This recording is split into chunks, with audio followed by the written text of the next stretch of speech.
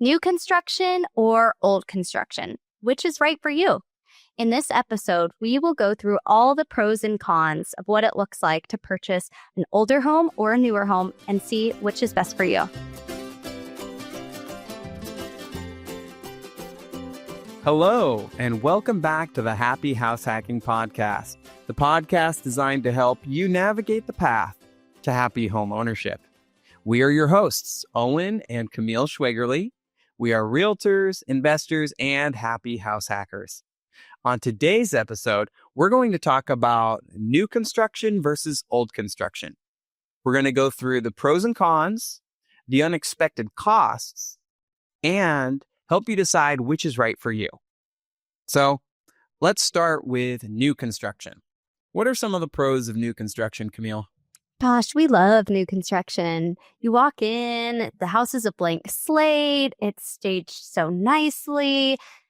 You're touring the model home and you're like, I just want to buy everything in this house. It's so complete. So anyway, I actually really like new construction because especially when you are getting in through the builder as the very first owner, you get to choose your lot. You get to do some customizations as far as your finishes and your upgrades go, the types of appliances you want. Sometimes you can even change the room layouts depending on your needs. So I personally really like new construction, especially if you are a buyer who is over the bidding wars, because you don't need to go through a bidding war if you're buying straight from the builder. You just put down your deposit and it's on a first come, first serve basis. So you'll get the home. So I think there are a lot of upsides to buying new construction. Totally. So number one, one of the biggest pros of new construction is it's up to the modern building code. When you buy it, you move in knowing that that house is up to today's standards. So whatever the changes have been over the years in building code, you can expect that from electrical to plumbing to roof, windows. Those are some of the big things. There's constantly changing things in our California code all the time. Some new ones in the last few years. Any new construction needs to have solar. So if you bought a new construction home, there are some exceptions where they don't need to put the solar on there, but most of the time it will have that solar on it. Yeah, and usually when you're buying straight from the builder and you're the first owner, there are builder warranties that last somewhere from 1 to 2 years and even up to 10 years on certain items in the home. So that's a big one, especially since codes do change sometimes on an annual basis, that if something happened 8 years down the line, check to see if that's covered by your builder warranty to have that fixed and updated. Yeah, we've seen homes in SLO where they were built within the last 10 years, and all of a sudden there was a siding that started to leak in this development, and then the builder had to come back. They were on the hook for redoing all the siding or the roof or wherever the window framing, wherever it was that the water was penetrating the structure. Well, hey, that was on the builder. There was something that they missed. There was an oversight. So they come back, they fix that kind of thing. So it is kind of nice having that peace of mind that there is some of that warranty. Yeah, the second pro is you get better insulation. It's more energy efficient. You already mentioned solar. You walk into a home, it has dual-pane windows. It's all updated. A lot of the older homes, they still have the original windows and the insulation is really thin. So what's nice about new construction is it's totally turnkey, and you are going to be warm on cold days and nice and cool on the hot days because of really good insulation. Double pane windows, sometimes even triple pane windows now. Better door seals, gaps, so that way you're not losing heat or having cold air come in. So that way the home is better insulated from the doors, the windows, insulation in attic, roof, all of that. And oftentimes we are seeing air conditioning in new construction, which is a big deal in San Luis Obispo. Codes. Yeah. It used to not be ever installed, but even now they're putting in in the new construction. Yeah. And something about the new HVAC systems, even just the last few years, they've gotten so much more energy efficient that the older systems, they use different types of Freon, which is way more expensive. There's less energy efficiency to it than the newer types that they've created. And so your energy bills could be less just because you're buying something that's newer, more upgraded to the recent code, and it'll be more energy efficient, which can help you save a lot on your utility bills monthly. Yep. And that takes us to number 3, which just new systems and appliances. So we mentioned HVAC and, a brand new roof. That's awesome. That lasts 25 to 35 years. We would love to have a roof that's in brand new condition. You don't have to deal with that type of upgrade. New electrical, plumbing, you're going to have really easy maintenance costs in your first probably 10 to 15 years of owning a new construction because it's already been updated. It's brand new. So that's where you really, what you're paying for is less hassle and pretty much no maintenance for quite a long time. And the appliances too. Yeah. If you're getting a new home where the builder's putting in the latest energy efficient refrigerator, stove, washer dryer, microwave, like all these new appliances have such great energy reduction things built into them that it can help you as well on your utility bills. Yep. And another pro, number 4, is just modern design.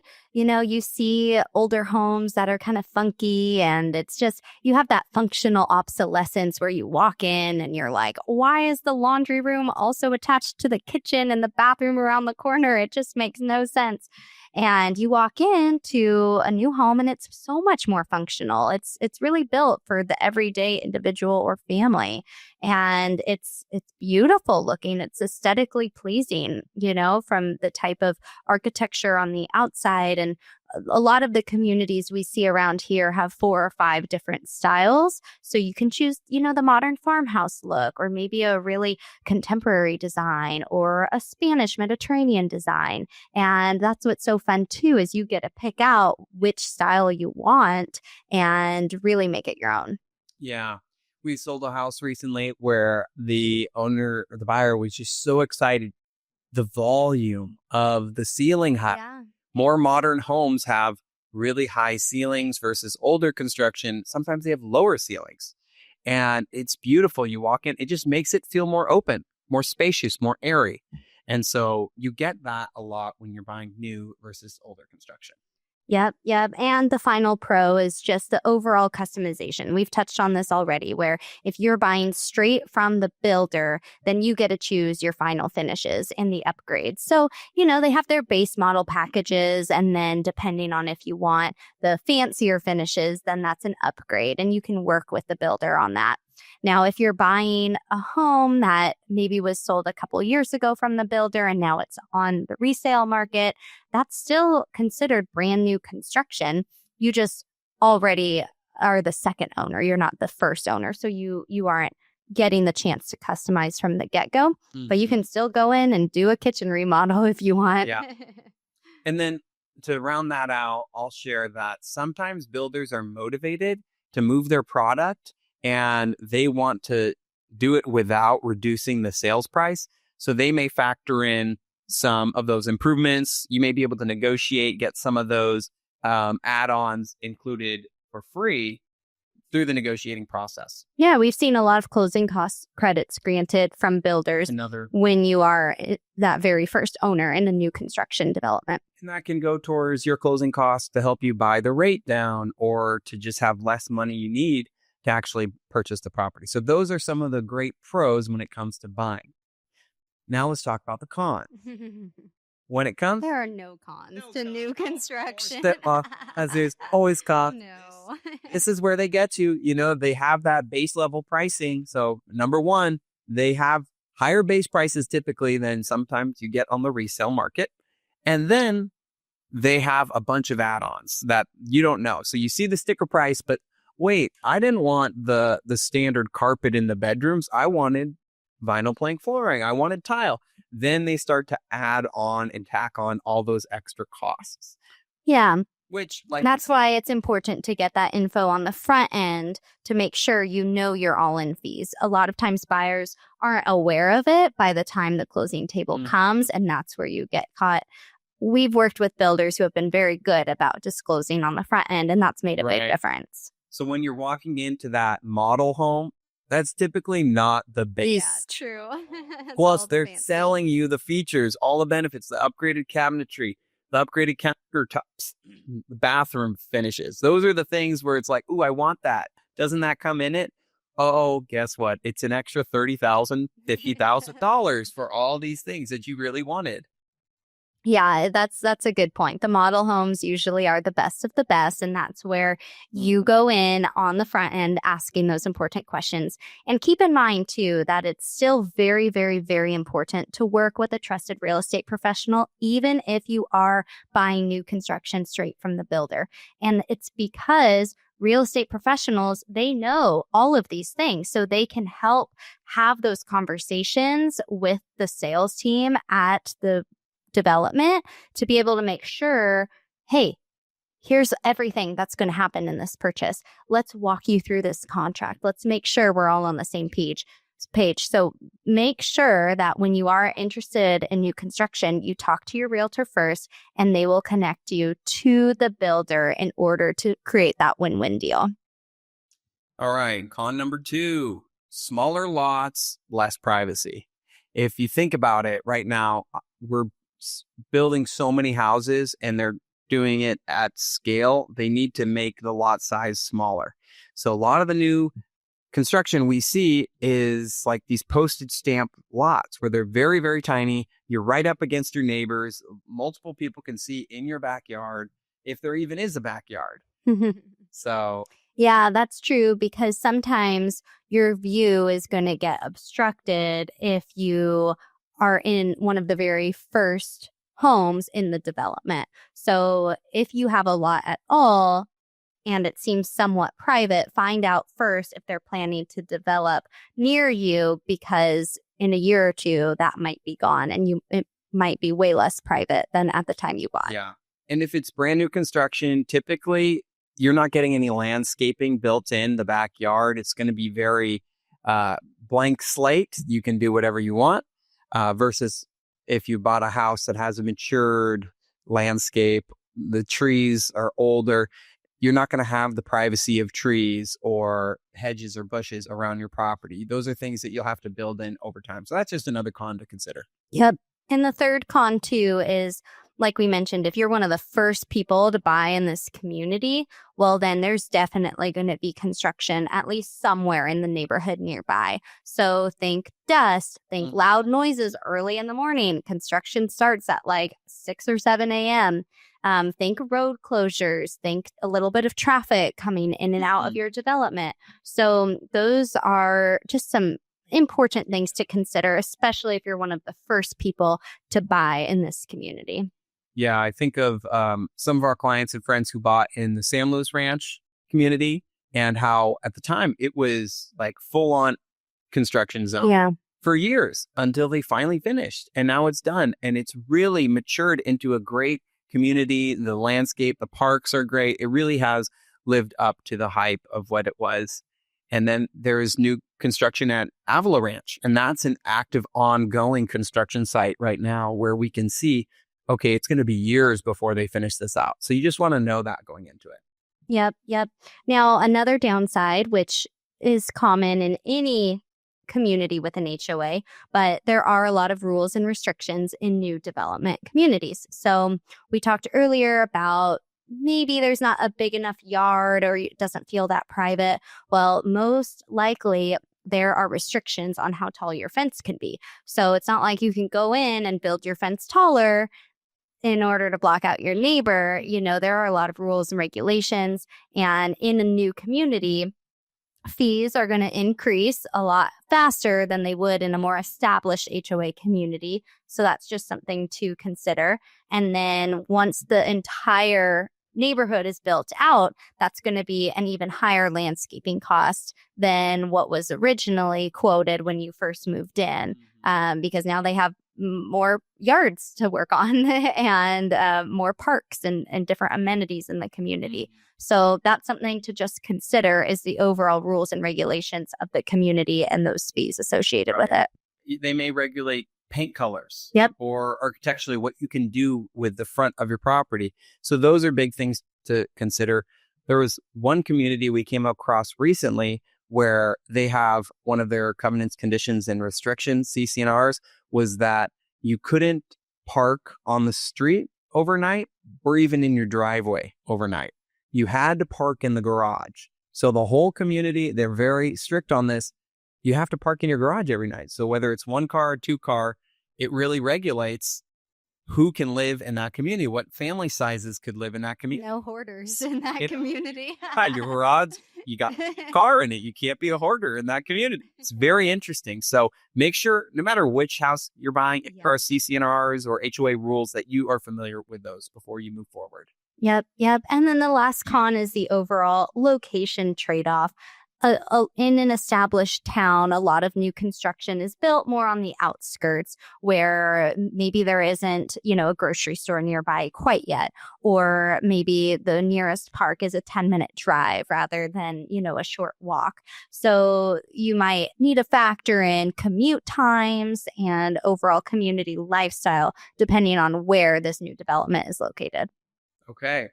Older homes. Let's talk roads. Number one, we all love a good old charm, the character of an old home. Think about those old classic Victorians. You go downtown in almost any town in America, you'll see the historic district where the original first homes for that neighborhood were built and developed. And it's great. You've got the Victorian style. You've got the big, beautiful roofs in front. I mean, they're great. They've got all kinds of charming character, hardwood floors and old world features. I mean, there are so many cool things that you get with old brick or stained glass or just that unique architecture of those old school homes. Yep. Sometimes creaky floors and, different drafts in the home. Yes, but then number two pro is bigger lots. Usually, if you're going to be in one of these older homes, you get a much larger lot. So landscaping, backyard, views, and ultimately, you're going to get more mature trees. You're going to get more mature vegetation, landscaping. So I'd say that those are some of those big pros. You just don't get that in new construction. That is true. You do get, sometimes all those fruit trees in a property. Yeah. Yeah, I know. It is good. I think I do favor newer construction more, but. Pro number 3 is location. What's the number one rule in real estate? Number 3 rules, location.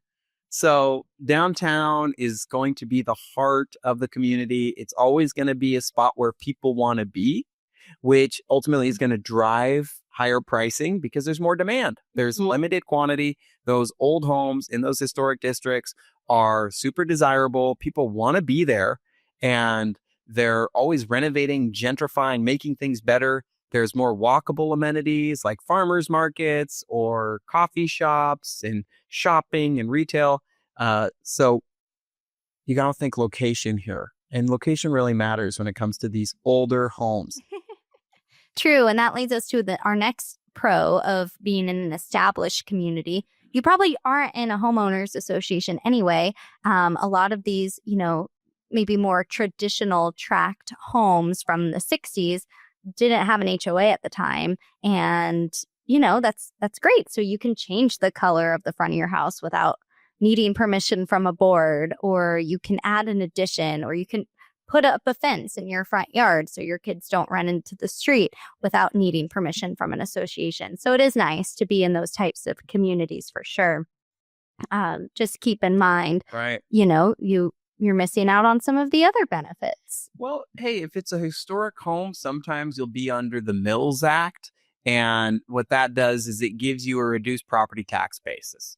So there are some stipulations on how you need to preserve the home and make sure it stays kind of conforming to that historical era of history, the old town type feel. And sometimes you get a little break on your property taxes. So you want to look into that if you're going to be buying an old home in one of those older historic districts to see if there's any special benefits for property taxes. Then number 5, potential for equity.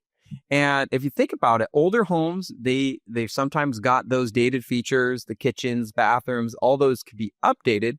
You could add square footage, you could remodel and open up the spaces. Like if you're seeing homes from like the 1950s or 70s, they were all kind of truncated and chopped up, dining room here, living room here, tiny hallway here, bathroom here, very small. You can remodel a home completely, open it up, and make it more appealing with that open floor concept that people want these days. Yep. Yep. Well, those are some of the pros. Now, the cons, I think these are very important to talk about because although you have that charm and the historic appeal, a home from the 1920s or 30s is going to require quite a bit of maintenance and upkeep. Being 100 plus years old is going to be challenging. Let's be real. I mean, they're cute, but once you own it, man, your maintenance costs increase quite a bit. There are some cons too. So you have all those outdated systems, right? That's really the con number one is outdated systems. Depending on the age of the home, you might even have original knob and tube electrical, which is dangerous and definitely not today's building codes. And you might have galvanized pipes. You most likely have lead-based paint and asbestos in your home. So you're talking about opening up your home. Well, that's going to be even more expensive than a remodel on a home from the 80s or newer because you need special permits, special gear, and contractors who are licensed to use or to be able to tear down homes that have asbestos in the walls and lead-based paint. So that's a pretty significant upgrade cost that every buyer needs to be aware of. You're probably going to replace the roof if it hasn't been updated in a while. There's probably a lot of termites in the home. Probably need new HVAC and probably need new windows, which are also really expensive.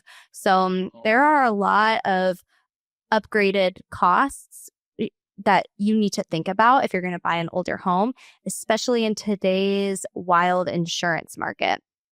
A bunch of insurance companies want systems that are updated within the last 15 to 20 years, which if you're buying a home from the 1930s that has not been updated, that's going to be a pretty penny in order just to be able to get homeowners insurance.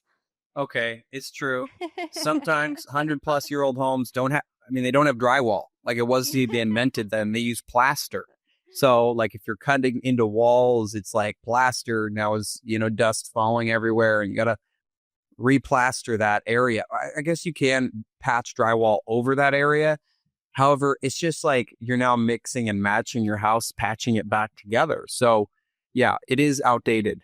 We don't really use plaster when we build homes. And that goes into con number 2, insulation and energy efficiency.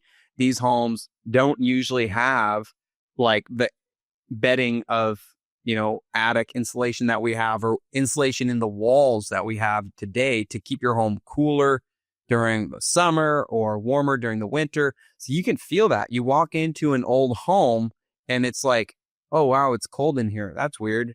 And you just can tell it kind of like is airy when you walk through. Yeah, there's creaky floors. You're like, what's going on here? The foundation's about to give out.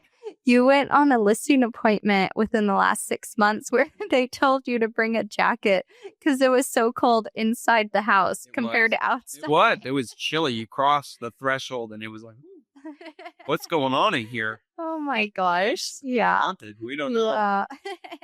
Yes. And if you are buying an older multifamily property that has shared walls, this is an important factor to consider because tenants will be able to hear each other, even simple things like, vacuuming the floors if it's an upstairs downstairs situation or hammering pictures into the wall if it's a side-by-side shared wall. So it is really important to think about the poor insulation from an older home. Yeah, we hear complaints about that in older properties quite frequently. So, okay, con number 3, building code. Obviously, it was to the standards of 100 years ago, and they may not have had a building code like we do now, right? So it's like you're going to have surprises. You're going to be just shocked at how poorly done some of these homes were. What the craftsmanship might be beautiful, but when you break into it, look in the walls and see what's going on back there, not quite as up to what you would expect for today's standards. Yep. Yep. And that gives us, layout limitations, which is our fourth con, is what we talked about earlier about that functional obsolescence. And that's where you walk into a home and it's like, this layout makes no sense whatsoever. We've got to change this. And by changing it, that's going to be really expensive in order to meet current codes and get rid of all of the, bad particles that are in your plaster and ceiling. We're seriously considering buying a over 100-year-old home in downtown San Luis Obispo a few years ago. So cute. It was Victorian style. It was charming. It was a 3-unit property, so you could like rent them out and have that rental income. And we went up the stairs, which totally aren't up to code. These stairs are like extra steep and just like, whoa, this is weird. Then you get to the top and then you turn into like a little bathroom. And do you remember that bathroom? It was like the pitch of the roof was at angles as such where like if you're in the bathtub or shower, you would like hit your head on the wall. It's like, wait a minute, are we in the attic? Like, where are we right now? This just isn't functional. This is like totally obsolescent.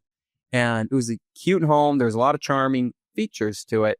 However, it really didn't make sense for like a modern family. Yeah, well, that leads us to our last con of unknowns and just maintenance costs. Was that even a permitted bathroom? Was that even on public record? There's a lot of unknowns, especially with older homes when back in the day, the county doesn't have record of things. They were just grandfathered in, or when the county moved to a digital platform, those permits got lost. There could be so much work done on a property that you have no idea what was done, and then you get those weird bathrooms, and it's not safe, and might be leaking down the stairs. So I'm very glad that didn't work out. That was more of your dream than mine. So I'm glad we didn't get that one. One of the units we don't think was permitted either. It was exactly a garage thing that may have been converted into an illegal unit, right? Which there's no record of because it was so old. We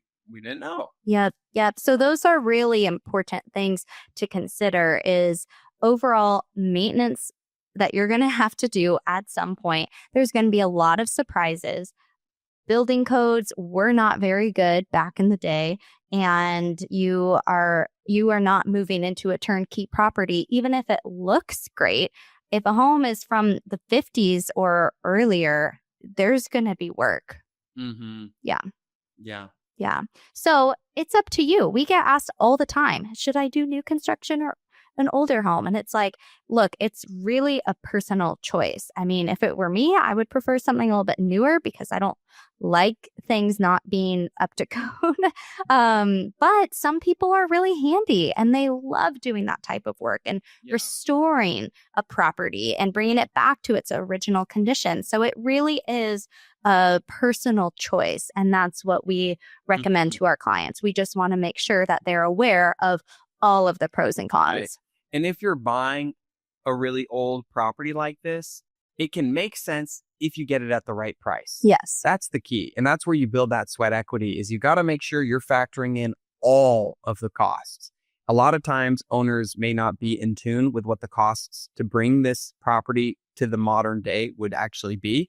That's where you need to do your due diligence and educate them.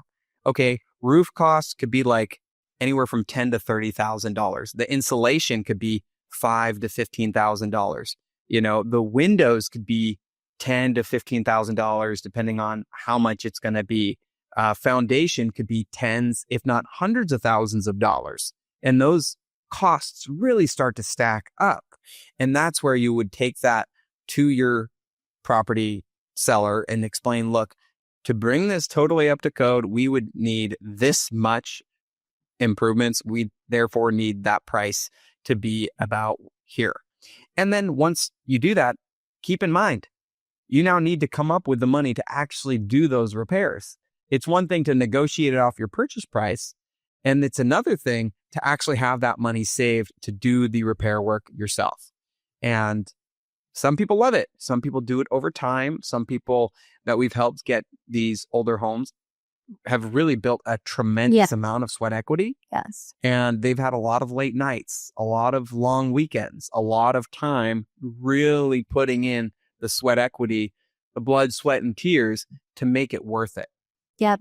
So it's entirely up to you, and we'd be happy to walk through all of these pros and cons with a specific property in mind if you have one. Feel free to reach out to us. We're available. And if you have questions about older homes versus newer homes in our county, reach out. Thanks so much for tuning in today.